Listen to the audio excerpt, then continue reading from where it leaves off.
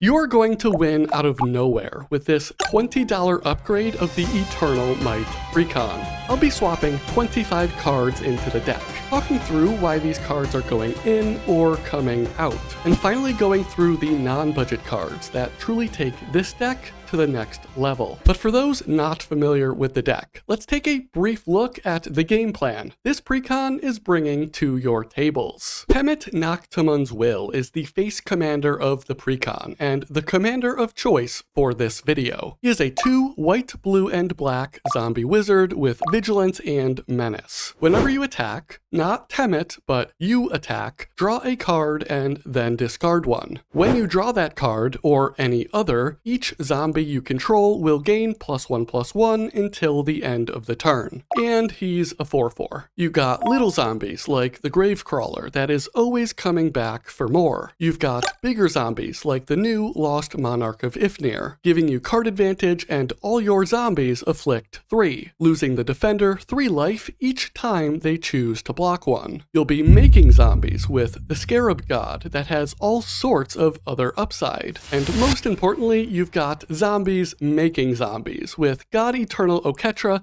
handing out vigilant 4/4s. Outside the major theme of the go wide zombie beatdown, there are some aristocrat elements. Bantu's Monument also helps out in the ramp department. Of course, there is a graveyard element. The mass reanimating Rot Hulk gets a much needed reprint here, and most notably a discard sub-theme. Hashiton Scarab's Fist is the secondary commander and can turn those discards into 4/4 zombies. The Eternalized and Embalmed are happy to sit in the graveyard to be used later on. And then you've got half a dozen cyclers or so, with the new Retto Mystic standing out to me as some cool new tech. If I had to put a label on it, I'd say this is a go wide zombie value deck. It's not hitting too many home runs, but will rack up enough singles and doubles to win you games. But this is Aether Drift. We gotta go fast and we gotta be furious. So let's get right into the upgrade, starting with the NOS. Right after you subscribe to the channel. Please and thank you. Rafine's Scheming Seer is a rock star with this commander. I know she isn't a zombie, and neither are the next 2 creatures, but I'll speak more about that later on. Rafine will have a target attacking creature connive X, where X is the number of attacking creatures. To connive, you draw a number of cards and then discard the same number. For all the non-land cards you discarded, you give the creature a +1/+1 counter. If only Temmet is attacking,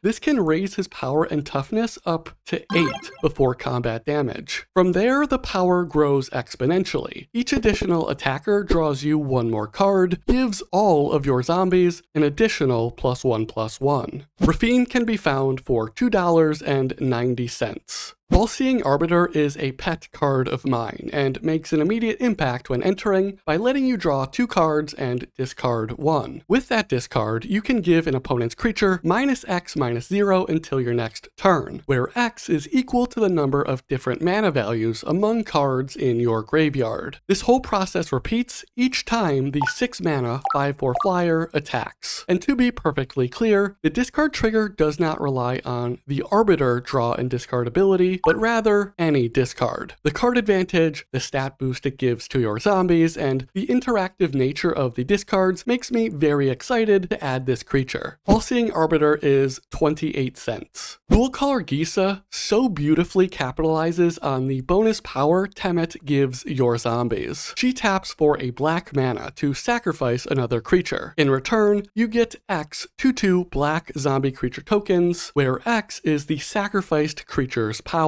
A single 2/2 zombie attacking while Temmet and Gisa are on the battlefield turns into 4 2/2 zombies. 2 to start, 1 from your draw step, and 1 from Temmet's attack trigger. The floor of this ability in the deck is good, and the ceiling could be game winning. Dual Color Gisa is $1.80. We're still pumping NOS, but we're moving away from creatures. The Sorcery Windfall is the first of this section. This is a classic that has each person person discard their hand to then draw cards equal to the greatest number of cards a player discarded. If you're down on cards against your opponents, this is card advantage. This isn't a dedicated graveyard deck, but it does use it more effectively than your average deck. And of course, this is a monstrous stat boost for all of your zombies when Temet is on the battlefield. Windfall is $1.81. Pelarian Winds is the first way that this deck will truly win out of nowhere. This is a 2-mana instant. It will have you discard your hand to then draw that many cards. For the sake of easy math, you've got Temet and 9 other zombies. Before combat damage is dealt, Pelarian Winds can deliver you 10, 20, 50, or more power, depending on how many cards you have in your hand. This is the element that I think this deck desperately needed, and is a pretty cool way to close out a game. Pelarian Winds is 64 cents. Keep Watch is a 2 and a blue instant that draws you cards equal to the number of attacking creatures. This goes hard offensively, and be used on defense to ruin an opponent's day, or just to draw a handful of cards to refuel. Keep Watch is 39 cents. Brainstorm and Brain Surge don't have the same ceiling as these other draw spells, but efficiently draw you 3 and 4 cards at instant speed.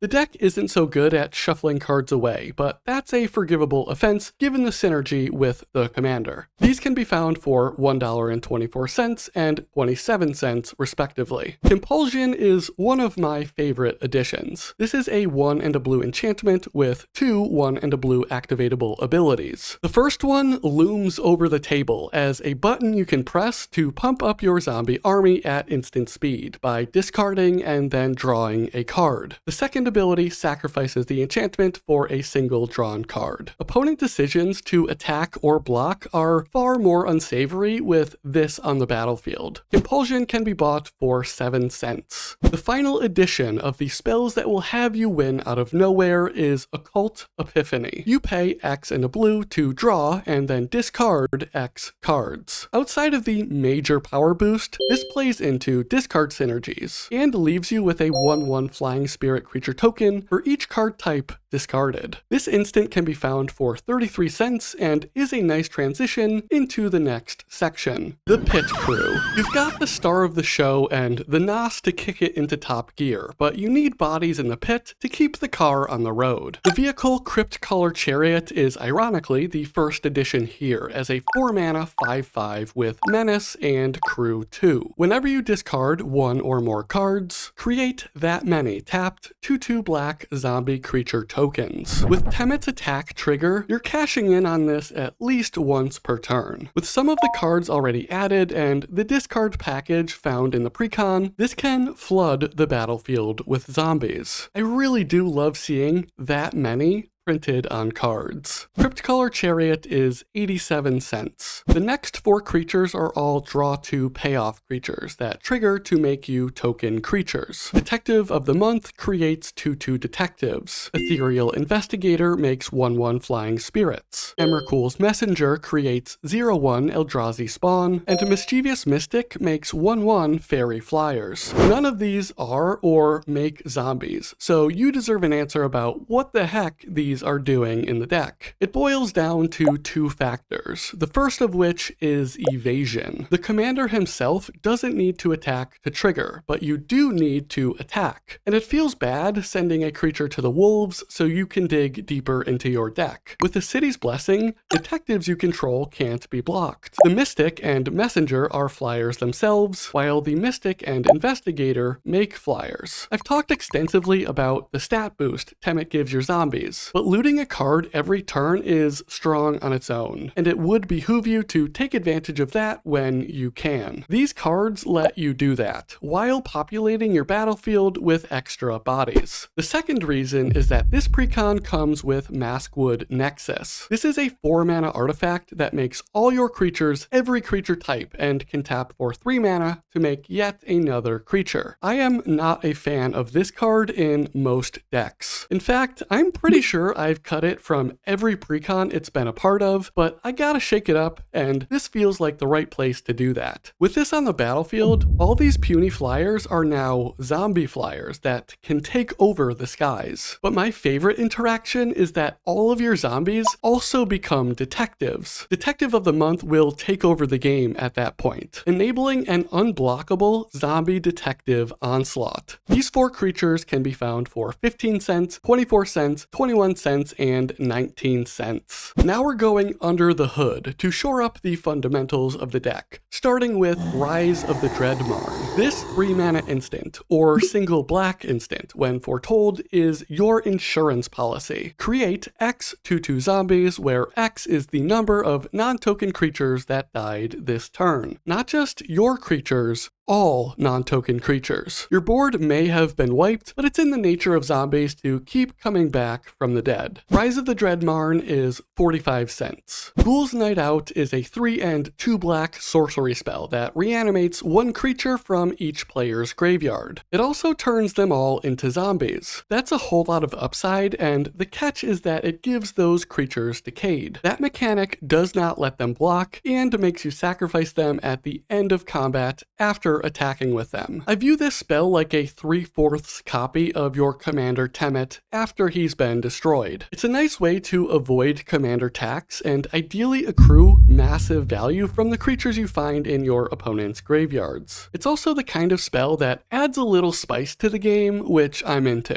Ghoul's Night Out is 45 cents. Lazotep Plating is a 1 and a blue instant that gives you and all your permanents hexproof until the end of the turn. This is mostly here as a protection spell for your commander, but defense against an infinitely powerful Comet Storm or Crackle with Power is quite welcome. It also amasses you 1 and can be found for 43 cents. I might be cooking a little too much with Infiltration Lens, but it is the next addition. It's a cheap equipment to cast and equip at 1 mana each. When it is equipped and the equipped creature is blocked, you can choose to draw 2 cards. Sure, you could choose to block Temmet or Oketra, but then they and every other zombie I'm attacking you with get 2 more power and toughness. Infiltration Lens costs 94 cents. I like this less when you hit 3 colors, but the drawn card upside of sacrificing this artifact is especially good in this deck. You can find Mind Stone for 16 cents. Cephalid Coliseum and Rogue's Passage are the 2 land additions. The Coliseum is a painful blue land that can be sacrificed for a blue to draw and then discard 3 cards. You need to have Threshold, or 7 cards in your graveyard, to activate the land, but that isn't all that high of a barrier in this case. Rogue's Passage taps for a colorless mana, but can also make a target creature unblockable. I haven't explicitly said this yet, but Temmet is a beater. If the board gets mucked up or the game stalls out, sneaking Temmet through can close out a game in short order. I don't love this land in every deck, but when your commander has upside to one-shot people, I can get into it. These lands are 24 cents each. This isn't technically considered a part of the card count, but since I'm talking lands, I swapped out 2 plains to add 2 swamps. Knowledge is Power, you might notice, is only the 2nd white card in this upgrade package. This will serve as an extra copy of your commander. It grants creatures you control +X/+X, where X is the number of cards you've drawn this turn. This elevates those fairies and spirits from before. Makes sure the game plan doesn't fall flat if your commander is repeatedly removed, and if this sticks around with your commander, amounts to an enormous boost of your total power. The 3 white and blue enchantment can be bought for 15 cents. I don't know if there's something more powerful than NOS in a race car, so I'm gonna label the last 2 cards as rocket fuel, because they will win you the game at the cost of blowing up your engine. God Eternal Bantu has an enters trigger that lets you sacrifice any number of other permanents to then draw that many cards. That means creatures, mana rocks, and even lands. When your board is wide enough or your zombies are flying, thanks to On Wings of Gold, tear down anything you don't need to deliver a massive final blow. God Eternal Bantu is $3.18. The 1 and a blue Excavation is the final edition. This enchantment lets you, or any player, pay 1 mana to sacrifice a land and draw a card. Again, the upside is easily reaching enough power to end games at the cost of putting your future in deep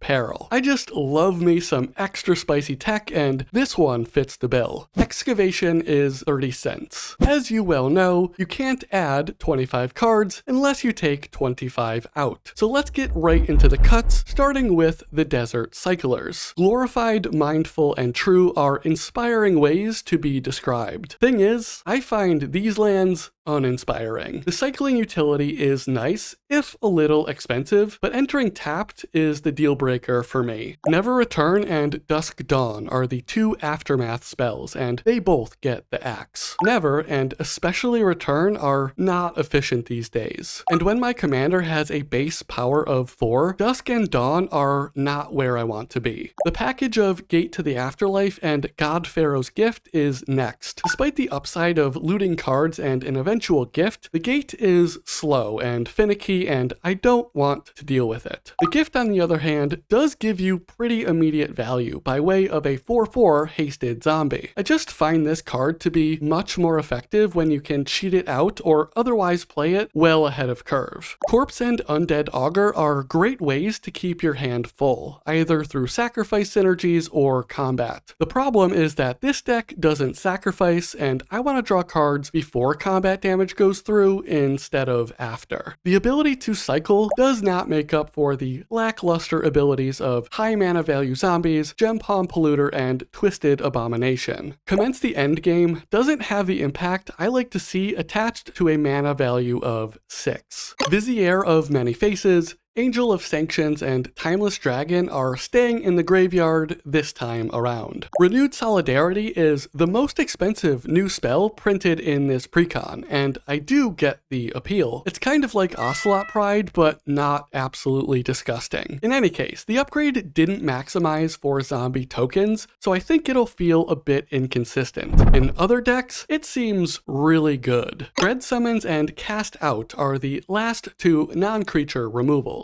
The former can be inconsistent, and the latter is not efficient. I guess Murderous Rider Swift End technically counts as a non-creature spell, and this one is out as well. Gleaming Overseer only giving those keywords to tokens makes it less exciting. Binding Mummy has utility, but it's pretty limited. Priest of the Crossing seems awesome for other strategies, but not really this one. And the last 3, Lazotep Chancellor, Wayward Servant, and Lord of the Accursed, were definitely the hardest cuts. Lord of the Accursed especially. But with the idea of the upgrade being a surprise influx of power and toughness, letting your opponents block is more often going to work out in your favor. That there wraps up the 25 editions and cuts to the Eternal Might Precon, with a brand new sub-theme of mass draws, so you can win out of nowhere. I gotta mention that I took the fast and furious aspect of the upgrade very seriously. There is a lot of gas, but I skimped on the safety features. That's to say, the deck is light on interaction. If that's your style, then go on full speed ahead. But if your pods demand more interaction, that is where you should put your focus to start when tinkering. With that out of the way, I promised you non-budget upgrade options for Temet as a commander. Turns out all the best zombies can't be found on a budget. Wilhelt the Rock Cleaver almost certainly remains the premier zombie commander, and would add plenty of value in a Temet list. Bone Miser plays perfectly into the looting ability. Keep the mass draw and discard theme from this video, and this creature goes buck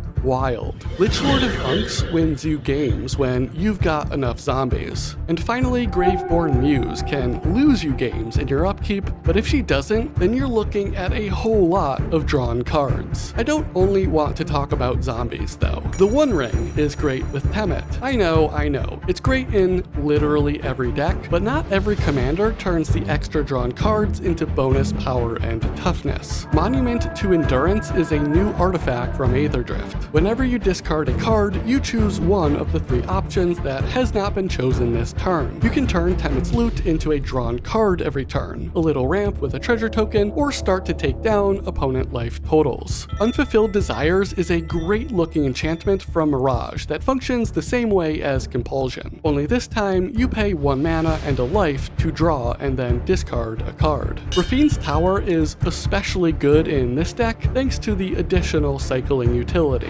Overlord of the Flood Pits is similar to the All-Seeing Arbiter, but cheaper overall and can be cast with the reduced impending cost. And to wrap things up for good, the final zombie, Varina Lich Queen. This was a 25-cent card before this precon was released and has risen to nearly $20. That's because it's literally perfect, drawing and discarding cards equal to the number of zombies you attack with while gaining you that much life. The cherry on top is turning those discarded cards into 2/2 zombies by paying 2 mana and exiling 2 cards from your graveyard. If you want to learn more about the base function of the deck before upgrading, or if you're interested in the Living Energy Precon, click on the video right over there to learn more. Thank you all for watching. Please subscribe to the channel, like the video, and let me know what cards you slotted into the deck. I'll catch you next time for some more monkeying around.